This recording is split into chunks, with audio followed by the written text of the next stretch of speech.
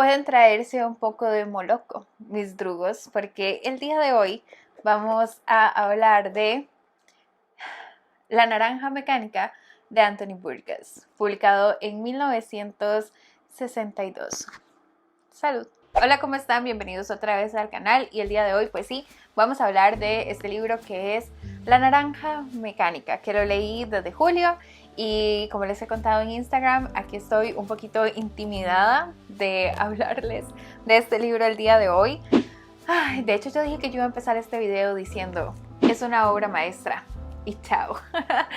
Porque este libro me hizo sentir tanto que se me hace difícil como condensar todo y traerlo en un video. De hecho, sé que muy probablemente en el futuro voy a querer hacer otro video de La Naranja Mecánica, analizando a Alex, analizando los personajes. Es que es un librazo, de verdad, es un librazo. ¿De qué trata La Naranja Mecánica? Aquí vamos a conocer a Alex, que él tiene una pandilla de drugos, sus amigos, y que ellos viven por la ultraviolencia y son un grupo de adolescentes. De hecho, cuando yo descubrí cuál era la edad de Alex, me quedé como, ¿qué? No lo podía creer, pero sí, una de las tantas pandillas que hay en este mundo, que ellos se dedican a robar, golpear, violentar, violar, entre otras cosas. Y un día hay un robo que sale mal. Y es cuando van a llevar a Alex a prisión y luego de un tiempo le dicen a Alex que podría someterse, si él quisiera, al tratamiento Ludovico, que lo que va a hacer es como quitarle ese instinto o esas ganas de ser violento, y ahí es donde Alex acepta y dice, ok, entrémosle al tratamiento Ludovico porque me van a quitar mis instintos malvados, ¿por qué no? Y ahí es donde pues se pone mucho más interesante este libro. Y esto, lo que estoy diciendo, esta sinopsis es muy por encima. Aquí de este libro es que me gustaron tantísimas cosas. De las primeras que se me vienen a la cabeza es los personajes. Alex es este personaje que es un psicópata, un sociópata, y aún así logramos hasta cierto punto encariñarnos con él, ponernos del lado de Alex, y es un personaje tan interesante que nosotros sabemos que es completamente despreciable por sus acciones, pero al mismo tiempo es tan educado y tan burgués y se vuelve demasiado interesante. Es un libro que al principio me parece complejo de leer, sobre todo por el lenguaje. De hecho, este libro lo tengo en 4.5 estrellas en este momento, no le he dado las 5 porque todavía tengo mis dudas si es que el inicio del libro no me encantaba o si era por la complejidad de tener que estar leyendo un lenguaje completamente nuevo, que aquí vamos a conocer el Nastat, que es pues este lenguaje inventado por el autor. Nos vamos a enfrentar a escenas muy crudas, muy violentas, pero al estar en este otro lenguaje se vuelve como un reto. Es difícil para mí de explicarlo, pero hay como ciertas partes donde podrían estar pasando cosas muy violentas, por ejemplo una violación, y mi cerebro como que no se sentía tan terriblemente mortificado mientras lo estaba leyendo, porque estaba leyendo Nastat y me sentía muy bien leyendo el Nastat. Entonces como que el autor, por medio del lenguaje, se me hace no estar juzgando tal vez tanto a Alex por lo que está haciendo, por la violación, porque estamos leyéndolo en este lenguaje completamente diferente. Entonces, no sé, esa disociación que se hace o que me pasaba a mí mientras lo estaba leyendo me gustó muchísimo, y me parece muy interesante cómo el lenguaje puede provocar que uno aprecie lo que está leyendo de una manera completamente diferente.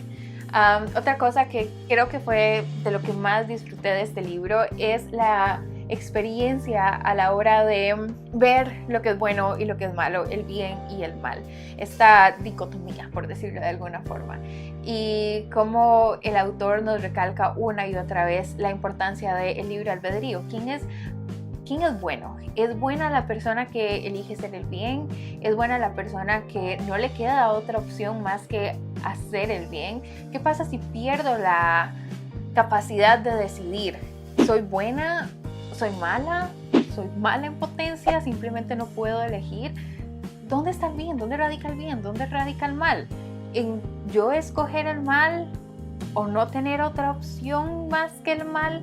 Entonces toda esa parte filosófica de ponerse uno a pensar y de estar analizando qué haría yo, qué no haría yo, por qué estoy persiguiendo esto de esta manera, por qué estoy queriendo el personaje a pesar de todo lo que significa y todo lo que hace este personaje. Entonces ese confrontamiento moral que pone el autor aquí me encantó.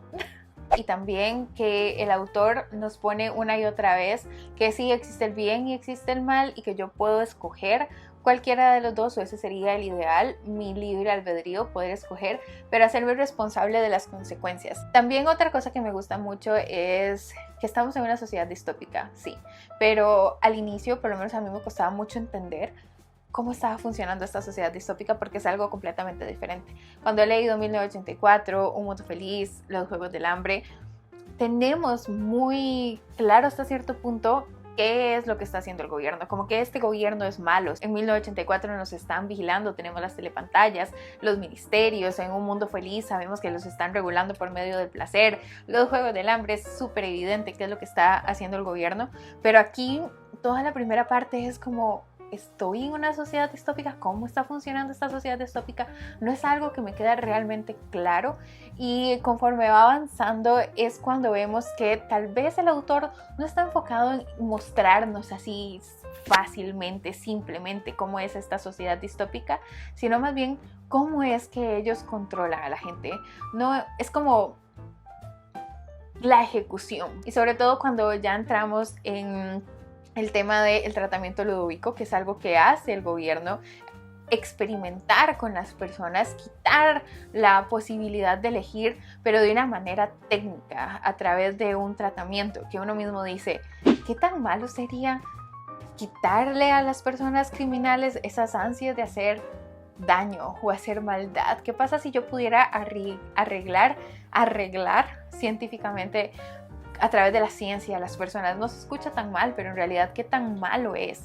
Toda esa parte también es súper interesante. Y antes de continuar con el video, quiero leer el comentario elegido del video sobre las brujas de San Petersburgo, y la pregunta era que si habían leído algún libro que tratara sobre brujas, y la respuesta es de Steph y dice: no he leído libros sobre brujas, pero estoy segura que este libro va a ser mi primer libro sobre brujas. Muchísimas gracias a Steph por comentar, y la pregunta de este video viene bastante filosófica, y es: ¿creen que una persona que no tiene la capacidad de elegir o decidir es realmente buena o no? Y ahora vamos a hablar del autor y de su contexto histórico. Su madre Elizabeth era cantante y bailarina, y su padre Joseph tocaba el piano en varias salas de música. De aquí podríamos ver la importancia de la música en la obra de La Naranja Mecánica. Anthony compuso su primera sinfonía a los 18 años, estudió literatura inglesa en la Universidad de Manchester, vivió en una familia católica y pensaba que el pecado era una consecuencia del libre albedrío. Y un dato muy interesante es que el autor, siendo ya adulto, tuvo un desmayo y se dio cuenta que lo que tenía era un tumor cerebral. Entonces es cuando decidió que a partir de ese momento iba a escribir muchísimos libros, todos los libros que pudiera, para poder dejarle como ingresos asegurados a su esposa. Y pues dentro de los libros que escribió en ese periodo, en 1962 publicó La Naranja Mecánica. Y otro dato muy interesante es que estamos hablando de estos libros de posguerra, lo cual significa que habían pasado por muchísimas circunstancias difíciles. Y resulta que también está inspirado en hechos de la vida real, porque en 1944 él y su esposa fueron atacados por soldados estadounidenses. Y resulta que Anthony, el autor, estaba en Londres, y tras una larga estadía en Malasia, se enteró que su mujer fue violada por 4 soldados americanos durante un apagón, y debido a la tremenda golpiza perdió su bebé. Esto, pues como les decía, en 1944. Es a partir de ese momento que empezó a tener en su cabeza este concepto de ultraviolencia, y como una manera de enfrentar eso que había pasado, lo que hizo fue reconstruir cada abuso, fuerza irracional y desenfreno en pues esta famosa escena donde Alex canta Singing in the Rain mientras viola a una mujer cuando su esposo está haciendo un espectador. Y es muy duro saber que el autor pasó por algo similar en su vida y ver estas escenas tan fuertes, gráficas, sobre violencia, violaciones, abuso. Es muy rudo de leer, pero creo que se vuelve mucho más impactante sabiendo parte del contexto de este autor. Como les decía, no tenemos un gobierno evidentemente opresor como en 1984, Un Mundo Feliz o Fahrenheit 451, sino que aquí vemos que existen estas pandillas de jóvenes que se ven muy atraídos por la violencia, roban, violan, hacen daños. Y entonces nos preguntamos, ¿dónde está el gobierno? Tenemos este gobierno que combate la violencia con violencia. Tenemos este tratamiento, este método que lo que hace es buscar el control de la población. Y es algo muy interesante porque no estamos viendo las consecuencias como en 1984, sino que estamos viendo el cómo, la técnica, de cómo podría llegar a hacerse. Y hay algo muy interesante y es que resulta que cuando se publicó La Naranja Mecánica había un proyecto de la CIA de los Estados Unidos que se llamaba el proyecto MK Ultra, que dice que también es conocido como el programa de control mental de la CIA. Estos ensayos en humanos estaban destinados a identificar y desarrollar nuevas sustancias y procedimientos para utilizarlos en interrogatorios y torturas, con el fin de debilitar al individuo y forzarlo a confesar a partir de técnicas de control mental. Y al final es una crítica que entendemos muchísimo más si sabemos la importancia del libre albedrío para el autor, porque para él, al estar criado en una familia católica, pensaba que la maldad era consecuencia de el libre albedrío. Alex es el personaje principal, en el cual, mientras lo leía, yo me preguntaba constantemente por qué este personaje me está fascinando tanto a pesar de todo lo que está haciendo. Y también me llegaba a preguntar por qué Alex hace lo que hace.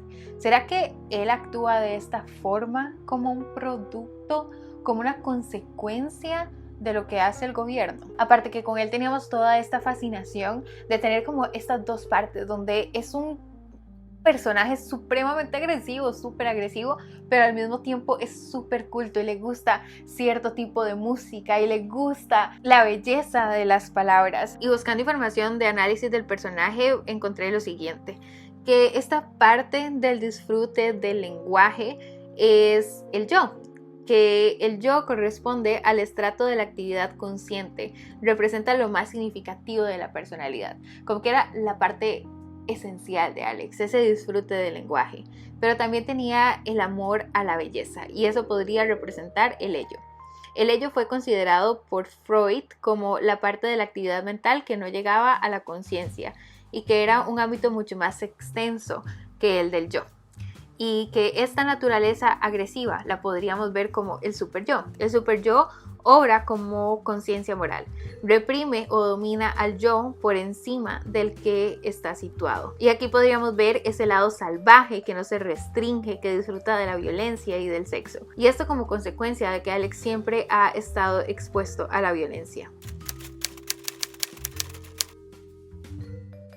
Otra cosa que me gusta mucho del libro es ver esta dicotomía. Tenemos a este Alex que les digo es como súper culto y elegante y sus modales y sus maneras, pero al mismo tiempo es súper agresivo y hace cosas horribles. Y también buscando como con simbolismos podríamos verlo, por ejemplo, esta dicotomía en lo que ellos consumen, por ejemplo en la leche, que nosotros podríamos relacionar la leche con algo bueno, como la lactancia, como la infancia, nutrirnos. Pero es interesante cómo en el libro se le da este giro y esta vuelta de que es lo que ellos consumen en este bar antes de ir a hacer sus maldades. Incluso es combinado con drogas. Entonces, como algo que en primera instancia lo podríamos ver como algo bueno, aquí también nos ponen la parte malvada. Y otra cosa que me parece maravillosa en este libro es el lenguaje, es el Nasdaq, este lenguaje propio en La Naranja Mecánica, que lo que hace es ponernos escenas muy grotescas, pero que al leerlas la vemos como de manera intelectual y no tanto visceral. Y resulta que leyendo artículos decían que este lenguaje, el Nastat, es la manera que tiene Alex de hacernos parte de su mundo, de involucrarnos más con el personaje, y que supuestamente, según lo que estuve leyendo, una vez que nosotros logramos acoplarnos a este lenguaje, logramos ya ir como en sintonía con el libro, nos volvemos del lado de Alex. Y me resulta a nivel psicológico muy interesante. ¿Por qué deberían leer La Naranja Mecánica? Creo que yo les diría que podrían darle una oportunidad a La Naranja Mecánica porque es algo completamente diferente. Es, por lo menos para mí, yo nunca había llegado a leer algo así. Y creo que es una obra que trasciende, que fue publicada desde 1962 y la puedo leer en 2020 y me impacta y la siento cercana. Y es una obra que no es sencilla de leer, no es ligera, más allá de este tema del lenguaje, que es algo a lo que nos tenemos que acostumbrar, tiene que ver también con su crudeza y con hasta cierto punto su realidad, porque hace que nos confrontemos con nosotros mismos, que confrontemos nuestras ideas, nuestra moral, que empecemos a cuestionarnos algo que está en discusión desde siempre, creo yo, en la humanidad: qué es bueno, qué es malo, qué es moral, qué es inmoral, cuándo es moral, cuándo no, de acuerdo a quién. Hay cosas que podrían ser morales en esta época, pero en un pasado tal vez no lo fueron. Todo depende de los ojos con lo que se mire. Y entonces nos empezamos a cuestionar. Es una obra que creo que si uno llega a ella y la lee en el momento adecuado, es de esos que se quedan con uno por siempre, para siempre. Uno no puede quedar indiferente a La Naranja Mecánica. Y también creo que es una obra que nos hace recordar el valor que tiene la libertad, el valor de poder elegir, el valor de que no deberíamos dejarnos manipular por nadie y que deberíamos darle muchísima más importancia a esto que tenemos de poder decidir y tener libre albedrío.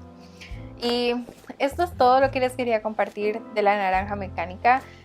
Vieran que es un libro que de verdad se quedó conmigo, que de verdad me encanta, que no puedo dejar de recomendárselos. Creo que es una obra realmente maravillosa una vez que ya uno se acostumbra al lenguaje. También que me gustaría decir que es una obra para todo el mundo, pero no creo que sea una obra para todo el mundo. No por su complejidad, sino por los temas que toca, por lo que dice y de la manera que lo dice. No es bonito de leer en algunos pasajes. Creo que son difíciles, que son crudos, que son violentos, pero creo que vale muchísimo la pena. De verdad que me encanta. Yo estoy fascinada. Quedé fascinada, completamente fascinada con este libro. Quiero mucho releerlo. Y sí, siento que nada de lo que yo pueda decir va a hacerle justicia a La Naranja Mecánica. Nada de lo que yo pueda llegar a decir podría transmitir todo lo que me hizo sentir el libro y lo mucho que me gustó y pues lo mucho que se los recomiendo. Y bueno, eso es todo para el video del día de hoy. Espero que les haya gustado, que lo hayan disfrutado. Recuerden que les dejo todas mis redes sociales en la cajita de información y mi link a Patreon y miembros del canal por si pueden permitirse apoyarme por alguno de esos medios. Recuerden que yo a ustedes los leo en los comentarios y que ustedes me ven a mí en redes sociales o en el siguiente video. Bye.